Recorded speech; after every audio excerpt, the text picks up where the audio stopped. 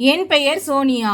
நான் ஒரு நடுத்தர குடும்பத்தில் பிறந்தவள் என்றாலும் என் அழகு ஒரு பணக்கார பெண்ணுக்கு உரியது என்றுதான் சொல்வேன். கண்ணாடியில் என் முகத்தை பார்க்கும்போது நானே பிரமித்து போவேன். என் இந்த அழகுக்கு நான் கொஞ்சம் ஆணவமாகவும் அலட்சியமாகவும் இருப்பது தப்பில்லையே. அதனால்தான் வீட்டு வேலைகளை பற்றி எல்லாம் நான் கவலைப்படுவதில்லை. பாத்திரங்கள், துணிகள் சுத்தம் செய்வது என எல்லாவற்றையும் என் அக்கா காவியா தான் பார்த்து கொள்வாள். காவியா மிகவும் பொறுமையானவள். எந்த வேலையையும் முகம் சுளிக்காமல் செய்வாள். அதனால்தான் அம்மாவுக்கு அவளை மிகவும் பிடிக்கும். எப்பொழுதும் காவியா எவ்வளவு நல்லவள், வீட்டை எப்படி பார்த்து கொள்கிறாள் என்று அவளை புகழ்ந்து கொண்டே இருப்பார். இதை கேட்கும் பொழுது எனக்கு எரிச்சலாக இருக்கும். என்னை பற்றி ஒரு வார்த்தை கூட நல்ல விதமாக சொல்ல மாட்டார். ஒரு நாள் அம்மா என்னை பாத்திரம் கழுவ சொன்னார்.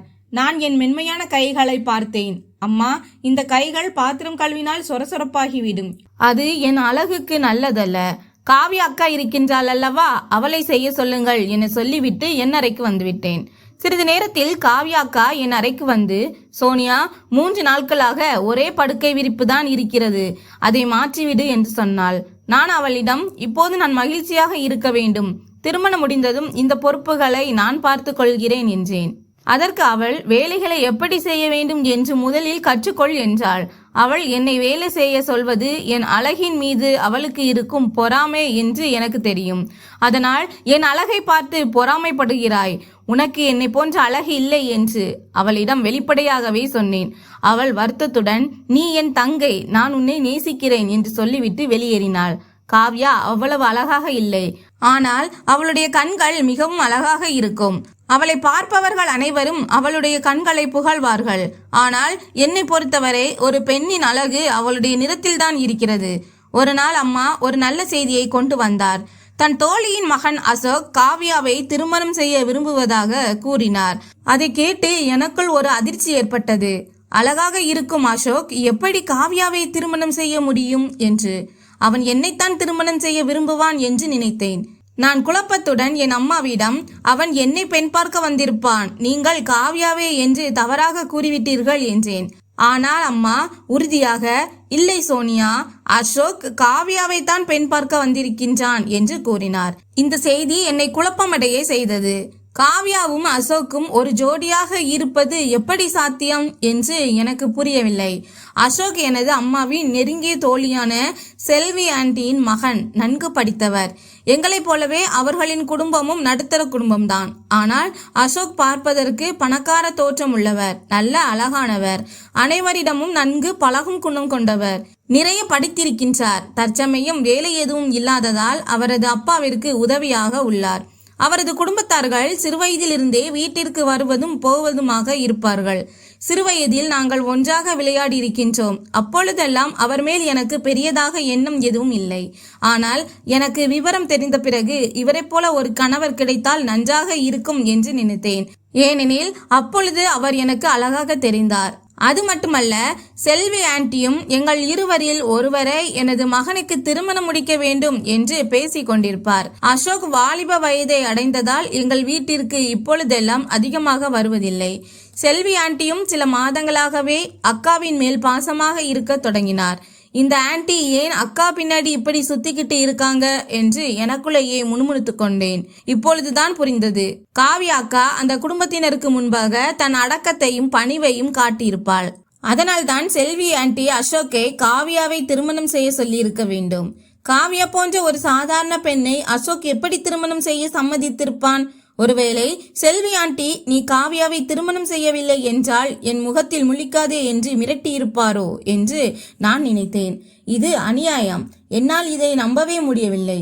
சில நாட்களுக்கு பிறகு என் கண்களை என்னாலேயே நம்ப முடியவில்லை. கல்லூரி முடிந்து வீட்டிற்கு வந்தபோது அசோக் எங்கள் வீட்டில் உட்கார்ந்து என் அம்மாவிடம் பேசிக் கொண்டிருந்தான். காவ்யாக்கா அவனுக்கு சிற்றுண்டி தயாரித்து வெக்கப்பட்டு கொண்டு சமையல் அறையில் நின்று கொண்டிருந்தார். காவ்யாக்கா ஒரு நாடக நடிகை போல நடிக்கின்றாள். அசோக் இங்கிருந்து போகும் வரை அவள் வெளியே வரமாட்டாள். வெக்கப்படுவது போல நடிப்பாள் என்று நான் நினைத்தேன். நான் நேராக போய் அசோக்குக்கு பக்கத்தில் உட்கார்ந்தேன். என்னை முறைத்த அம்மா, வா, வணக்கம் என்று எதுவும் சொல்ல மாட்டாயா என்று என் தலையில் தட்டினார். அம்மா, நான் இப்பொழுதுதான் கல்லூரி முடிந்து வருகிறேன். மூச்சு விடக்கூட நேரமில்லை.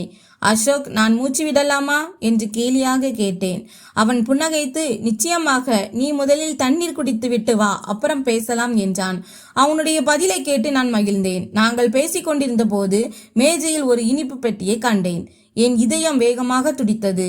காவ்யா அக்காவுக்கும் அசோக்குக்கும் நிச்சயம் முடிந்து விட்டதா என்று என் மனதில் ஒரு கேள்வி எழுந்தது. ஒரு பையன் அவனுடைய நிச்சயதார்த்தத்தை உறுதி செய்ய அவனே இனிப்பு பெட்டியை எடுத்து வருவதை போல இருந்தது.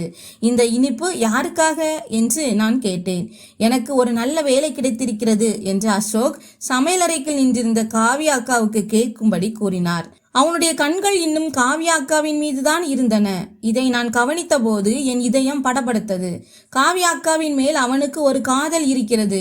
அதனால் இது அவனுடைய சொந்த தேர்வு என்று புரிந்தது. இவன் என்ன முட்டாளா?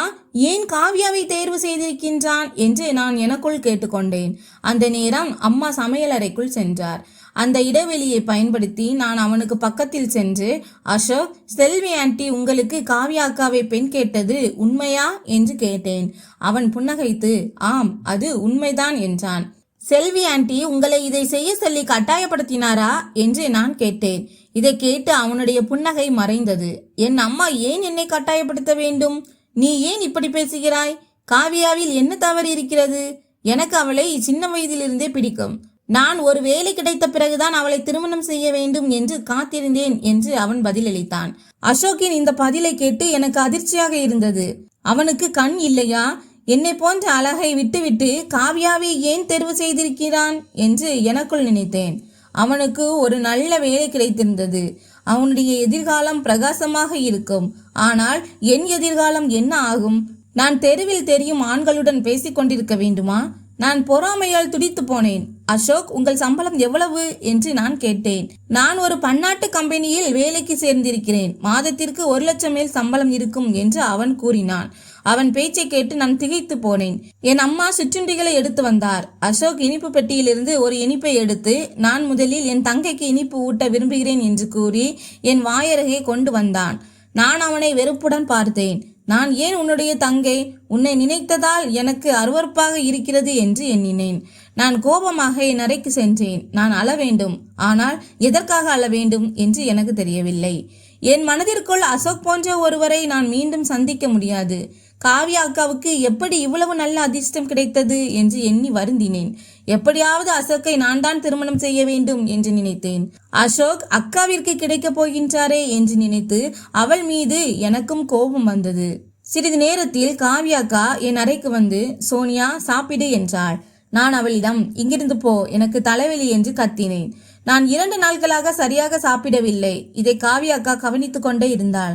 காவ்யா என்னிடம் கேட்டாள், உனக்கு என்ன ஆயிற்று? ஏன் சாப்பிட மறுக்கிறாய் என்று அவள் கவலையுடன் கேட்டாள். அப்பொழுது நான் அவளிடம் ஒரு முக்கியமான விஷயத்தை பேச விரும்பினேன். நான் அவளிடம், காவ்யா, நீ என் அக்கா, நீ என் துயரத்தை புரிந்து கொள்வாய் என்று கூறினேன். அவள், சொல், என்ன விஷயம்? நீ சாப்பிடாமல் இருப்பதால் எனக்கும் பசி இல்லை என்றாள். அப்போது என் கண்களில் கண்ணீர் வழிய, காவ்யா அக்கா, எனக்கு அசோக்கை பிடித்து விட்டது. அவர் எனக்கு கிடைக்காவிட்டால் நான் இறந்து விடுவேன் என்று அழுதேன். இதை கேட்டு அவள் முகம் வெளிரி போனது. நீ என்ன சொல்கிறாய் சோனியா என்று அவள் குழப்பத்துடன் கேட்டாள். நான் சொல்வது உண்மை காவ்யா. நான் எவ்வளவு அழகாக இருக்கின்றேன் என்று உனக்கு தெரியும். அசோக்கும் என்னை போலவே விரும்புகிறான் என்று எனக்கு தெரியும் என்று சொன்னேன். ஆனால் அவள் உன்னை போலவே அவரும் உன்னை விரும்புகிறாரா என்று கேட்டபோது என் மனதில் ஒரு சந்தேகம் எழுந்தது. நான் அவளிடம், காவ்யா, நீ அவனை காதலிக்கவில்லையே. நீ அவனை திருமணம் செய்தால் பொறுமையாக வாழ முடியும். ஆனால் நான் அப்படி இல்லை. அசோக் எனக்கு கிடைக்காவிட்டால் நான் இறந்து விடுவேன் என்று கூறி அவள் காலில் விழுந்து கதறினேன். அவள் என்னை தேற்றினாள். சோனியா, அழாதே, நான் ஏதாவது செய்கிறேன் என்றாள். நான் அவளிடமிருந்து இதைத்தான் எதிர்பார்த்தேன். சில நாட்களுக்கு பிறகு செல்வி ஆண்டி எங்கள் வீட்டிற்கு வந்தபோது காவ்யா அக்கா சோகமாக இருந்தாள். செல்வி ஆண்டியின் முகத்திலும் ஒரு குழப்பம் இருந்தது. வீட்டில் அம்மா, அப்பா மற்றும் செல்வி ஆண்டி ஆகியோர் அமர்ந்திருந்தனர். என் அம்மா, செல்வி, காவ்யாவை உனக்கு பிடிக்கும் என்று எங்களுக்கு தெரியும். அதனால் நிச்சயதார்த்தத்தை விரைவில் முடித்து விடலாம் என்று நினைக்கிறேன் என்று கூறினார். அப்போது செல்வி ஆண்டி சோகமாக, நான் உங்களிடம் மன்னிப்பு கேட்டுக்கொள்கிறேன். அசோக் காவியாவை அல்ல சோனியாவைத்தான் திருமணம் செய்ய விரும்புகிறான் என்றார். இதை கேட்டதும் நான் அதிர்ச்சியடைந்தேன். ஆனால் காவியா அக்கா சோகமாக இருப்பதை பார்த்து இது அவள் எனக்காக செய்த காரியம் என்று நான் புரிந்து கொண்டேன். என் அப்பா கோபமடைந்து முதலில் காவியாவுக்கு கேட்டுவிட்டு இப்பொழுது சோனியாவுக்கு கேட்கிறீர்கள், இது சரியில்லை என்று கூறினார். என் அம்மா, இது தவறு, காவியா மூத்த மகள், அசோக்கை காவியா காதலிக்கிறாள் என்று எனக்கு தெரியும் என்று கூறினார். அம்மா, எனக்கு முக்கியம் கொடுக்காமல் காவியாவுக்கு முக்கியத்துவம் கொடுத்ததால் எனக்கு கோபம் வந்தது. அப்போது காவியா அக்கா வந்து, அம்மா, இதில் என்ன தவறு இருக்கிறது? நான் அவரை திருமணம் செய்ய விரும்பவில்லை. சோனியா அசோக்கை திருமணம் செய்து கொள்ளட்டும், இது நல்ல விஷயம் என்று கூறிவிட்டு அங்கிருந்து வெளியேறினாள். செல்வி ஆண்டி, பார்த்தீர்களா, காவியாவுக்கு இதில் விருப்பமில்லை என்று கூறி எனக்கு அசோக் பெயரை சொல்லி ஒரு மோதிரத்தை போட்டுவிட்டார். நான் மிகவும் மகிழ்ச்சி அடைந்தேன். நான் காவியா அக்காவை பார்த்து, உன்னை போன்ற ஒரு அக்கா கிடைத்தது என் பாக்கியம் என்றேன். அவள் புன்னகைத்து, நீ மகிழ்ச்சியாக இருக்க வேண்டும், அது போதும் என்றாள். ஒரு மாதத்திற்கு உள்ளாகவே எனக்கு திருமணமானது. காவியா அக்கா எனக்கு முன்னதாகவே திருமணம் செய்ய முடிவெடுத்ததால் எனக்கு பெருமையாக இருந்தது. என் திருமணத்திற்கு பிறகு நான் அசோக்கின் வீட்டிற்கு சென்றேன். அசோக் என் கணவனானதும் நான் மிகவும் மகிழ்ச்சியாக இருந்தேன். ஆனால் இரவு வெகுநேரமாகியும் அவன் அறைக்கு வரவில்லை. நள்ளிரவு 3 மணிக்கு அவன் அறைக்குள் வந்தான். அவனுடைய கண்கள் சிவந்து வீங்கி இருந்தன. அவன் ஒரு சோகமான முகத்துடன் என்னிடம் வந்து மோதிரத்தை என் விரலில் போட்டுவிட்டான். அவன் என்னை விரும்புகிறான் என்று நான் நினைத்தேன். ஆனால் அவன் என்னை ஒரு முறை கூட பார்க்கவில்லை. அவன் ஒரு வார்த்தையும் பேசாமல் சோஃபாவில் படுத்து உறங்கிவிட்டான். நான் என் திருமண ஆடையை மாற்றிவிட்டு சாதாரண உடை அணிந்து தூங்க சென்றேன். அவன் என் அழகுக்கு முக்கியத்துவம் கொடுக்கவில்லை என்று நினைத்து எனக்கு கோபம் வந்தது. அடுத்த நாள் அவனிடம் சண்டையிடலாம் என்று நினைத்தேன். ஆனால் அவனிடம் ஒன்றும் பேசவில்லை. இப்படியே 8 நாட்களுக்கு பிறகு கூட அவன் என்னிடம் பேசவோ அல்லது என்னை பார்க்கவோ இல்லை. ஒரு நாள் நான் அவனிடம், உங்களுக்கு இன்னும் எவ்வளவு காலம் தேவை என்று கேட்டேன். அதற்கு அவன், உண்மையாக சொல்ல வேண்டுமானால் நீ என் கண்ணுக்கு தெரியவில்லை. காவியாவுடன் ஏற்பட்ட பந்தம் வலுவானது. ஆனால் நீ செய்த காரியம் எங்கள் காதலை பிரித்துவிட்டது என்று கூறினான். நான் காவியாவை மட்டுமே விரும்பினேன். அவள் என்னை மிகவும் விரும்பினாள். ஆனால் அவள் என்னை கைவிட்டு உன் மகிழ்ச்சிக்காக உன்னுடன் என்னை வாழ சொல்லி பிடிவாதம் பிடித்தாள். நான் அவளைப் போலவே பெரிய மனம் கொண்டவன் இல்லை. அவளுடைய தியாகம் பெரியது. ஆனால் என்னால் இந்த திருமணத்தை ஏற்றுக்கொள்ள முடியவில்லை என்று கூறி அவன் கோபமாக என் கையை பிடித்து கொண்டான். நான் உன்னை எப்போது விரும்புகிறேன் என்று சொன்னேன்? நான் உன்னை எப்போதும் ஒரு தங்கையாகத்தான் நினைத்தேன். நான் காவியாவை தான் திருமணம் செய்ய விரும்பினேன். நீ எப்படி நான் உன்னை காதலிக்கிறேன் என்று நினைத்தாய்? நாம் இருவருக்கும் 10 வயது வித்தியாசம் இருக்கிறது. என்னை காதலிப்பதாக நினைப்பதற்கு உனக்கு வெட்கமாக இல்லையா? உன் ஒருதலை காதல் என் வாழ்க்கையையும் காவியாவின் வாழ்க்கையையும் அழித்து விட்டது என்று கத்தினான். அவன் தொடர்ந்து, காவியா எங்களின் வாழ்க்கைக்காக பல கனவுகளை கண்டிருந்தாள். ஆனால் உன் சுயநலத்தால் எல்லாம் அழிந்து விட்டது. காவியா உன் மகிழ்ச்சிக்காக தன் காதலை தியாகம் செய்து விட்டாள். ஆனால் என்னால் உனக்கு என் பெயரை தவிர வேறு எதையும் கொடுக்க முடியாது என்று சொல்லிவிட்டு வெளியேறினான். அவனுடைய பேச்சை கேட்டு நான் அதிர்ச்சியில் உறைந்து போனேன். என் அழகுதான் என் மிகப்பெரிய பலம் என்று நினைத்தேன். ஆனால் காவியாவின் பெரிய மனதிற்கு முன்னால் என் அழகு தோற்றுவிட்டது. நான் என் கணவனின் இதயத்தில் ராணி போல இருக்க வேண்டும் என்று விரும்பினேன். ஆனால் நான் அதில் தோற்று போனேன். நான் என் குடும்பத்தை பார்க்க சென்றபோது காவியாவிடம் அசோக் என்னுடன் மிகவும் மகிழ்ச்சியாக இருக்கின்றான், அவன் என் அழகை புகழ்ந்து கொண்டே இருப்பான் என்று பொய் சொன்னேன். அவள் என் பேச்சை கேட்டுக்கொண்டிருந்தாள். ஆனால் அவளுடைய கண்களில் இருந்த கண்ணீரை என்னால் புரிந்து கொள்ள முடிந்தது. நானும் அதே வழியில் இருந்தேன். நான் என் அம்மாவிடம் காவியா அக்காவிற்கு சீக்கிரம் திருமணம் செய்யுங்கள் என்று கேட்டேன். ஆனால் என் அம்மா என்னிடம் கோபமடைந்து, உனக்கு திருமணமாகிவிட்டது, அதை மட்டும் கவனி என்றார். நான் அம்மாவிடம் பேசுவதையே குறைத்து கொண்டேன். ஒரு நாள் அம்மா என்னிடம் போனில் காவியாவுக்கு திருமணம் முடிவாகிவிட்டது என்று கூறினார். அதை கேட்டு நான் மகிழ்ச்சி அடைந்தேன். இதன் பிறகு அசோக் என்னை ஏற்றுக்கொள்வான் என்று நம்பினேன். ஆனால் என் அக்கா திருமணம் செய்த பிறகும் அசோக் என்னுடன் வரவில்லை. அவன் நாள் முழுவதும் குடித்துக்கொண்டே இருந்தான். நான் அவனிடம் உடலை கெடுத்துக் கொள்ளாதீர்கள் என்று கூறிய போது, நீ போய் தூங்கு, என்னை தனியாக விடு என்று கத்துவான். அப்போதுதான் எனக்கு புரிந்தது அவன் காவியா அக்காவை எவ்வளவு நேசிக்கிறான் என்று. சில நாட்கள் கழித்து காவியா அக்காவிற்கு திருமணம் முடிந்தது. நான் காவியா அக்காவை பார்க்க சென்றேன். அவள் மிகவும் மகிழ்ச்சியாக இருந்தாள். அவள் என்னிடம், என் கணவர் பிரபு என்னை காதலிக்கிறார், என் பொறுமைக்கு கிடைத்த பரிசு இது என்றாள். நான் உனக்கு என் காதலை விட்டு கொடுத்தேன், அதனால்தான் கடவுள் எனக்கு இவ்வளவு நல்ல கணவனை கொடுத்திருக்கிறார் என்றாள். அவள் பெரிய மனதுடன் பேசியது என்னை மிகவும் பாதித்தது. சில நாட்கள் கழித்து என் வீட்டிற்கு காவியா அக்கா பெரிய காரில் வந்தாள். அவளுடைய கணவர் பிரபுவிடம் அசோக்கை விட பெரிய பங்களாவும் நல்ல வசதியும் இருந்தன. அவர் ஒரு பிசினஸ்மேன். நான் பணத்தாசையால் பேராசப்பட்டேன். ஆனால் என் தலையெழுத்தை என்னால் மாற்ற முடியவில்லை. எனக்கு கணவனின் அன்பும் மகிழ்ச்சியும் கிடைக்கவில்லை. ஆனால் காவியாக்கா என்னிடம் எல்லாவற்றையும் இழந்த பிறகு எல்லாவற்றையும் பெற்றுக்கொண்டாள். அவளுடைய முகத்தில் உண்மையான அன்பின் பிரகாசம் தெரிந்தது. அவள் என்னை பார்த்தபோது என்னால் என் அழுகையை தடுக்க முடியவில்லை. நானும் அவளும் பேசிக் கொண்டிருந்த போது நான் அவளுக்காக சமைக்க சமையலறைக்கு சென்றேன். அவள் அங்கிருந்து எழுந்து என் அறைக்கு சென்று விட்டாள். எனக்கு சந்தேகம் வந்தது. அதனால் நான் மெதுவாக என் அறைக்கு சென்றேன். அப்போது நான் கேட்டது என் இதயத்தை நொறுக்கிவிட்டது. காவியாக்கா அசோக்கிடம் அழுது, அசோக், தயவு செய்து என்னை மறந்து விடுங்கள். சோனியா உனக்கு கிடைத்து விட்டாள். நீ அவளுடன் மகிழ்ச்சியாக வாழ வேண்டும். என்னால் உன்னை மறக்க முடியவில்லை. ஆனால் பிரபுவின் அன்பால் நான் மெதுவாக உன்னை மறந்து வருகிறேன். நீயும் என்னை மறந்துவிடு, இல்லையென்றால் உன் வாழ்க்கையில் மகிழ்ச்சி இருக்காது என்று கெஞ்சினாள். அசோக்கும் அழுதபடி நான் உன்னை மறக்க முடியாது என்று கூறினான். ஆனால் காவியாக்கா அவளை மறக்க வேண்டும் என்று அவனிடம் சத்தியம் வாங்கினாள்.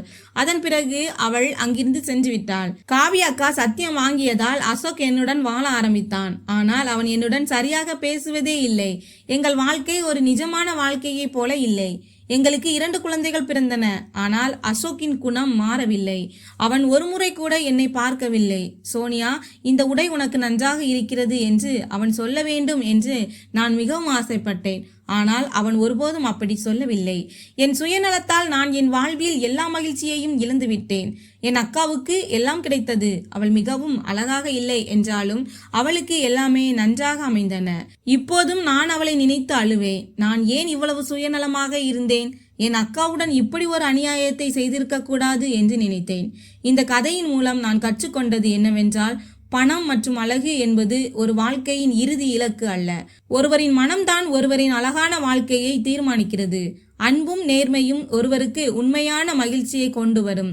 நான் சுயநலமாக இருந்ததால் என் வாழ்க்கையில் எதையும் பெறவில்லை. ஆனால் என் அக்கா எல்லாவற்றையும் இழந்து மீண்டும் எல்லாவற்றையும் பெற்றுக்கொண்டாள். அவள் அவளுடைய அன்பை பிறருக்கு கொடுத்தாள். கடவுள் அவளுக்கு கொடுத்த கணவனின் அன்பால் அவள் மகிழ்ச்சியாக இருந்தாள். இந்த கதை பிடித்திருந்தால் வீடியோவை லைக் செய்யவும், சேனலை சப்ஸ்கிரைப் செய்து கொள்ளவும். நன்றி.